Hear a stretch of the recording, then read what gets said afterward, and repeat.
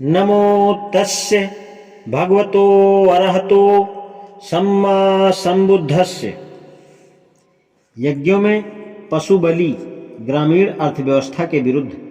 अब ब्राह्मण उज्जय ने तथागत से पूछा, श्रमण गौतम, कृपया बताएं कि क्या आप यज्ञों के प्रशंसक हैं?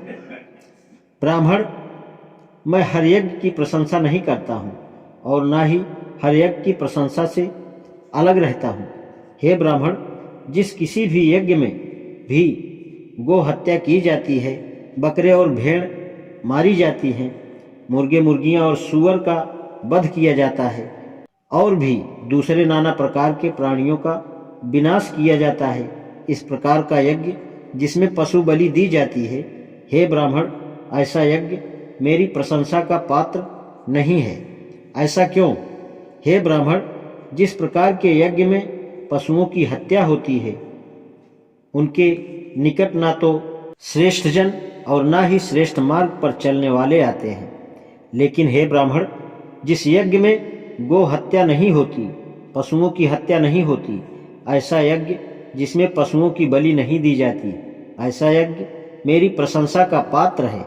उदाहरण के लिए चिरस्थापित दान या परिवार के सदस्यों के कल्याण के लिए त्याग। ऐसा क्यों? क्योंकि हे ब्राह्मण, जिस यज्ञ में पशुओं की बलि नहीं दी जाती, ऐसे यज्ञ के निकट श्रेष्ठ जन और श्रेष्ठ मार्ग पर आरूढ़ जन भी आते हैं।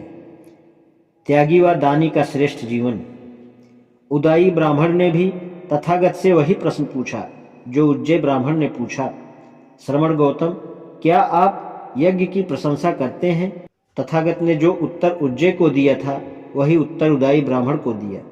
तथागत बोले, ऐसे यज्ञ जो उचित समय पर किए जाएं, ऐसे यज्ञ जिसमें पशुओं की बलि ना दी जाए, उनके निकट वे आते हैं जो श्रेष्ठ जीवी हैं और जिनकी आंख पर से पर्दा हट गया है, जो कालातीत हैं, जो जन्म मरण के बंधन से मुक्त हैं, वे तथा वैसे ही दूसरे प्राज्ञ तथा गुणवान हैं। ऐसे कुशल यज्ञ की तथागत प्रशंसा करते हैं। यज्ञ अथवा श्रद्धायुक्त कर्म में श्रद्धायुक्त चित्त से पुण्य क्षेत्र में जो बीज बोया जाता है अथवा जो श्रेष्ठ जीवन व्यतीत करते हैं, त्यागी होते हैं। उन्हें जो दान दिया जाता है, उससे देवता भी प्रसन्न होते हैं। इस प्रकार के दान से विचारवान जब बुद्धिवान बनते हैं तथा दुख से मुक्त हो संसार के आनंद को प्राप्त करते हैं। निराधार कल्पना पर आश्रित विश्वास धर्म नहीं है। निरर्थक बातों का महत्व देना धर्म नहीं है। ऐसे प्रश्नों का मन में उठना स्वाभाविक था, जैसे क्या मैं पूर्व काल में विद्यमान था? क्या मैं पूर्व काल में नहीं था? उस समय मैं क्या था? मैं क्या होकर क्या हुआ? क्या मैं भविष्य में होऊंगा? क्या मैं भविष्य में नहीं होऊंगा? तब मैं क्या होऊंगा? तब मैं कैसे होऊंगा? मैं क्या से क्या होऊंगा? मैं क्या से क्या होऊंगा? अथवा वह अपने वर्तमान के विषय में ही संदेहशील होता है। क्या मैं हूँ? क्या मैं नहीं हूँ? मैं क्या हूँ? मैं कैसे हूँ? मैं कहाँ से आया? मैं किधर जाऊँगा? इसी प्रकार विश्व के बारे में बहुत से प्रश्न उठाए गए थे। कुछ इस प्रकार थे, इस संसार की उत्पत्ति किस प्रकार की गई? क्या संसार अनंत है? पहले प्रश्न के उत्तर में किसी का कहना था कि प्रत्येक वस्तु ब्रह्मा द्वारा उत्पन्न की गई। दूसरों का कहना था कि यह प्रजापति द्वारा उत्पन्न की गई है।